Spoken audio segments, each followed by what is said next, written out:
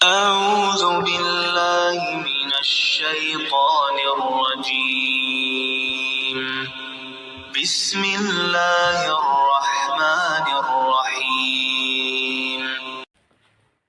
شہباز اصفہانی رافضی اپنے پروگرام میں علی رضی اللہ تعالی عنہ کی ولادت کے بارے میں یہ ثابت کرنے کی کوشش کر رہا ہے کہ علی رضی اللہ تعالی عنہ کعبہ میں پیدا ہوئے۔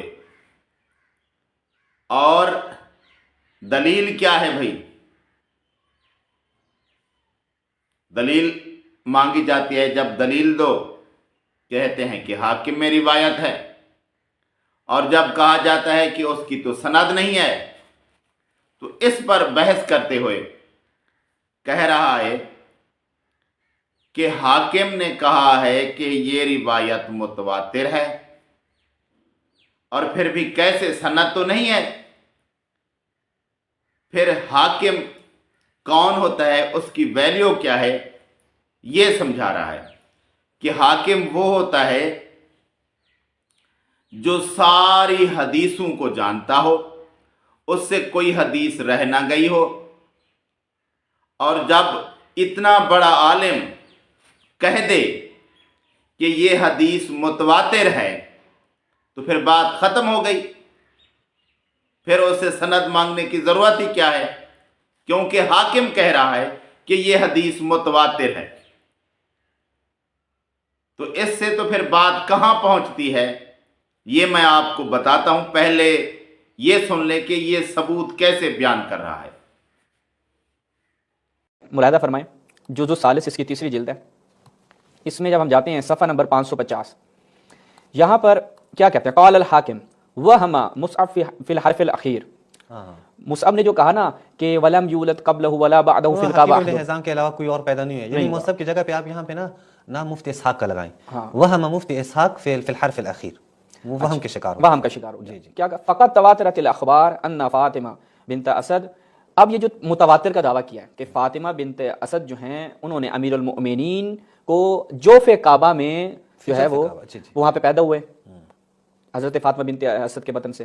اب یہ لفظ جو فقط تواترت الاخبار، سوال ہے کہ جب حاکم نے یہ دعویٰ کر دیا تواترت الاخبار کا کہ متواتر روایات ہیں، تو ہمیں دیکھنا چاہیے کہ آیا حاکم ہے کون؟ یعنی جب کسی کو کہا جاتا ہے حاکم تو اس کا کیا مطلب ہوتا ہے؟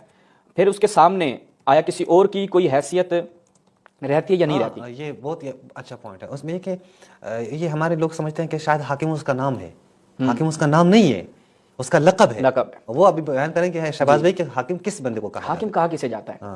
اچھا، ملاحظہ فرمائیں، منہج النقد فی علوم الحدیث الدکتور نور الدین عطر، استاد تفسیر والحدیث بجامعہ دمشق، دمشق یونیورسٹی کے تفسیر و حدیث کے استاد ہیں، اور ان کی علوم حدیث کے اوپر نہایت مفید کتابیں ہیں۔ جو محققین حضرات ہیں جو علم حدیث سے شغف رکھتے ہیں وہ ان کی کتابوں کا حتماً مطالعہ کریں۔ اچھا جی، الطبعۃ الثانیہ، اس میں جب ہم جاتے ہیں تو یہاں پر نا وہ کچھ عماد بھائی یاد ہوگا، ہم نے مباحثے میں یہ چیزیں آپ کو مباحثہ یاد آ رہا ہوگا کہ ایک دفعہ مسند ہوتا ہے، ایک دفعہ محدث ہوتا ہے، ایک حافظ ہوتا ہے۔ حافظ جو ہے وہ ارفع من المحدث، محدث سے بھی اوپر کی ڈگری ہے۔ اچھا، اس کے بعد وہ کہتے ہیں ایک ہمارے پاس شخصیت ہوتی ہے حاکم۔ یہ حاکم جو لقب ملتا ہے کس سے ملتا ہے عماد بھائی؟ وَهُوَ مَنْ أَحَاطَ عِلْمًا بِجَمِيعِ الْأَحَادِيثِ حَتَّى لَا يَفُوتُ مِنْهَا إِلَّا الْيَسِيرُ۔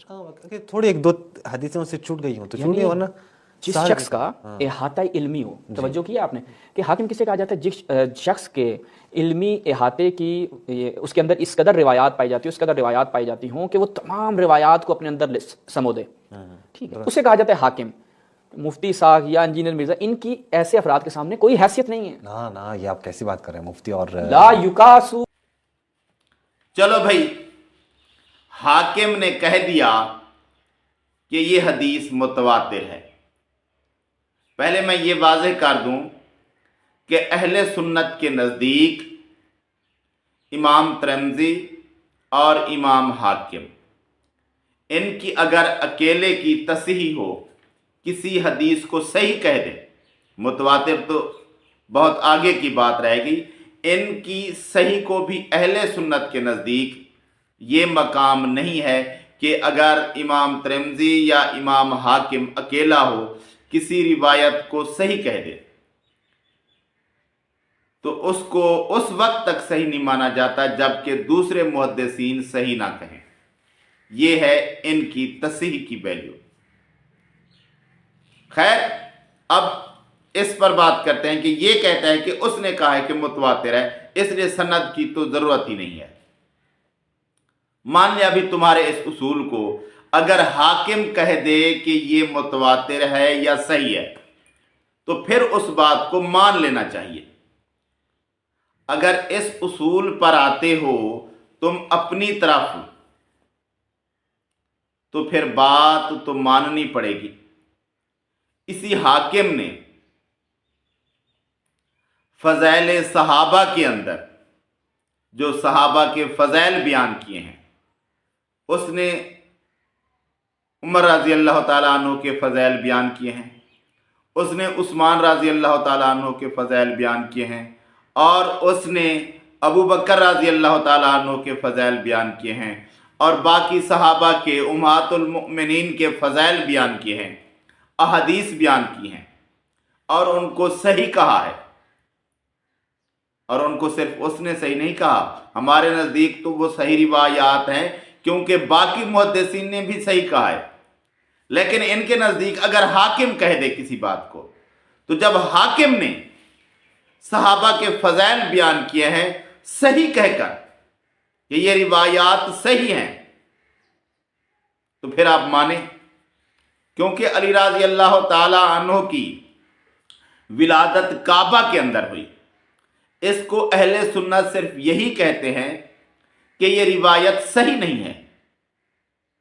ये नहीं कहते कि ये कोई अजीब बात है, ना हो सकने वाली बात है। बस जब बात चल रही होती है तो इसकी सनद नहीं है इसलिए इनकार कर देते हैं, लेकिन इससे हमें कोई मसला नहीं है। अगर आप कहें कि बिलफर्ज मान लें तो हम मान लेते हैं, इससे हमारे अकायद पर किसी मामले पर कोई असर नहीं पड़ता। क्योंकि और सहाबी के बारे में तो क्योंकि सही सनद से रिवायत मौजूद है हम मानते हैं, और अली रज़ी अल्लाह ताला अन्हु के बारे में भी अगर सही होता तो हम मान लेते। अगर आप कहें कि मान लें ज़बरदस्ती है तो हमारे किसी मसले पर किसी अकीदे पर कोई असर नहीं पड़ता, हम मान लेते हैं आपके कहने पर, तो इससे हमें कोई फ़र्क नहीं पड़ने वाला। लेकिन आपने जिस वजह से कहा है कि इसको सही माना जाए क्योंकि हाकिम कह रहा है, तो मैं फिर कहता हूं कि हाकिम तो क्या क्या कह रहा है। हाकिम तो सहाबा के फज़ैल बयान कर रहा है, उनकी फजीलत बयान कर रहा है, तो फिर आप उन बातों को तो माने ना।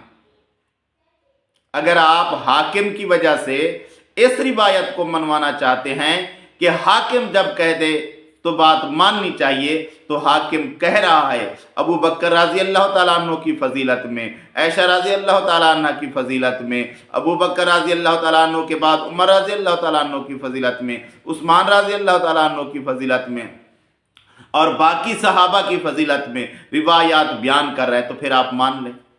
उधर क्यों मौत पड़ती है? फिर उधर तो हाकिम ने सही कहा है ना, फिर क्यों मौत पड़ती है तुम्हें कि सही नहीं मानते उन बातों को? तो ये बात कि हाकिम के कहने की वजह से सही मान लो, तो हाकिम ने सही बहुत सारी बातें कही हैं तो उनको भी फिर सही मानो। अगर हाकिम की वो बात नहीं माननी कि उन रिवायात को उसने सही कहा है, तो फिर इधर भी चुप हो जाओ, इधर भी फिर बात ना करो।